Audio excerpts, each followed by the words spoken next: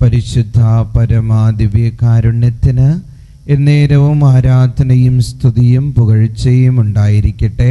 ഇന്ന് ഈ സായാഹ്നം നൽകി അനുഗ്രഹിച്ചതിന് ഈശോയ്ക്ക് നമുക്ക് നന്ദി അർപ്പിക്കാം. നമ്മുടെ സമൂഹത്തിൽ ആത്മവിശ്വാസക്കുറവുള്ള ഒത്തിരി പേരുണ്ട്. സ്കൂളിൽ പോകുന്ന കുട്ടികളിൽ ചിലർക്ക് എക്സാം എഴുതാനുള്ള ധൈര്യം ഇല്ല, അല്ലെങ്കിൽ കോൺഫിഡൻസ് ഇല്ല. പഠിച്ചിട്ടൊക്കെ ഉണ്ടാവും, കോൺഫിഡൻസ് ഉണ്ടാവില്ല. ഒരിക്കലും ഞാൻ ഓർക്കാണ്, ഒരു BEdന് പഠിക്കുന്ന കുട്ടി ഈ മരിയൻ ധ്യാന കേന്ദ്രത്തിൽ, മലപ്പുറത്ത് ഉള്ള ഈ മരിയൻ ധ്യാന കേന്ദ്രത്തിൽ ശനിയാഴ്ച ശുശ്രൂഷയ്ക്ക് വന്നു. എന്നിട്ട് എന്നോട് പറയുമായിരുന്നു, അച്ഛാ എനിക്ക് നാളെ ഒരു പ്രസൻറ്റേഷൻ ഉണ്ട്, ഞാൻ ഒരുങ്ങിയിട്ടുണ്ട്, പക്ഷെ പ്രസൻറ്റ് ചെയ്യാനുള്ള കോൺഫിഡൻസ് ഇല്ല. ഞാൻ പറഞ്ഞു, ഈശോയുടെ മുന്നിൽ പോയിരിക്കുക, ഈശോയെ ആരാധിക്കുക, സ്തുതിക്ക് മഹത്വപ്പെടുത്തുക. ആരാധനയൊക്കെ കഴിഞ്ഞ് കഴിഞ്ഞപ്പോൾ ഞാൻ തലയിൽ കൈവച്ച് യേശുവിൻ്റെ നാമത്തിൽ എല്ലാ തരത്തിലുള്ള ഭയങ്ങളും വിട്ടുമാറട്ടെ എന്ന് അനുഗ്രഹിച്ച് പ്രാർത്ഥിച്ചു. പിറ്റേ ആഴ്ച ആ പെൺകുട്ടി വന്നിരുന്നു. എന്നിട്ട് പറഞ്ഞു, അച്ഛാ ഏറ്റവും നന്നായിട്ട് പെർഫോം ചെയ്യാനും അത് പ്രസൻറ്റ് ചെയ്യാനൊക്കെ സാധിച്ചു. ഈശോയോട് പ്രാർത്ഥിച്ചു കഴിഞ്ഞപ്പോൾ ഒരു കോൺഫിഡൻസ് ഉള്ളിൽ കിട്ടി. കണ്ടോ, ജീവിതത്തിൽ നമുക്കുള്ള കോൺഫിഡൻസിൻ്റെ പേരാണ് ഈശോ.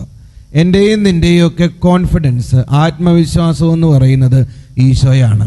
ഈശോയോട് പ്രാർത്ഥിക്കുന്ന ഒരാൾക്ക് കോൺഫിഡൻസ് ഉണ്ടാവും. അതുകൊണ്ടല്ലേ 1 രാജാക്കന്മാർ 18-ാം അധ്യായത്തിൽ ഏലിയാ പ്രവാചകൻ ബാലിൻ്റെ 450 പ്രവാചകന്മാരെ ഒറ്റയ്ക്ക് വെല്ലുവിളിക്കുന്നത്. ദൈവമാണ് നമ്മുടെ കോൺഫിഡൻസ്. അതുകൊണ്ട് തന്നെയല്ലേ ലൂക്ക 7-ാം അധ്യായം 1 മുതൽ 10 വരെയുള്ള വാക്യങ്ങളിൽ ശതാധിപൻ്റെ വൃത്തിനെ കർത്താവ് സുഖപ്പെടുത്തുന്നുണ്ട്. ശതാധിപൻ ഒരാളെ അയച്ചിട്ട് പറയുകയാണ്, കർത്താവെ അങ്ങൻ്റെ ഭവനത്തിൽ പ്രവേശിക്കാനുള്ള യോഗ്യത എനിക്കില്ല, അങ്ങൊരു വാക്കുച്ചരിച്ചാൽ മാത്രം മതി, എൻ്റെ ആത്മാവ് സുഖം പ്രാപിക്കും. ആ കോൺഫിഡൻസ് കണ്ടോ, ആത്മവിശ്വാസം കണ്ടോ. കർത്താവ് വരണമെന്നില്ല, ഞാൻ അയോഗ്യനാണ്, പക്ഷെ കർത്താവ് ഒരു വാക്ക് അവിടെ നിന്ന് പറഞ്ഞാൽ മതി, എൻ്റെ ഭൃത്യൻ, എൻ്റെ വീട്ടിൽ കിടക്കുന്ന എൻ്റെ ഭൃത്യൻ സുഖം പ്രാപിക്കും. കർത്താവ് നമ്മുടെ കോൺഫിഡൻസ്, നമ്മുടെ കരുത്തല്ല, നമ്മുടെ ബലമല്ല, നമ്മുടെ സൗന്ദര്യമല്ല, നമ്മുടെ ബാങ്ക് ബാലൻസ് അല്ല, നമ്മുടെ വിദ്യാഭ്യാസമല്ല, ഒന്നുമല്ല.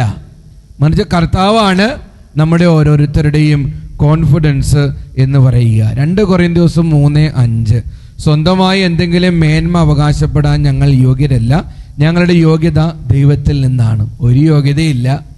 എൻ്റെ മേന്മയെന്ന് പറയുന്നതും എൻ്റെ കരുത്തെന്ന് പറയുന്നതും എൻ്റെ കർത്താവാ. എല്ലാം കർത്താവിൻ്റെ കൃപ കൊണ്ടാ.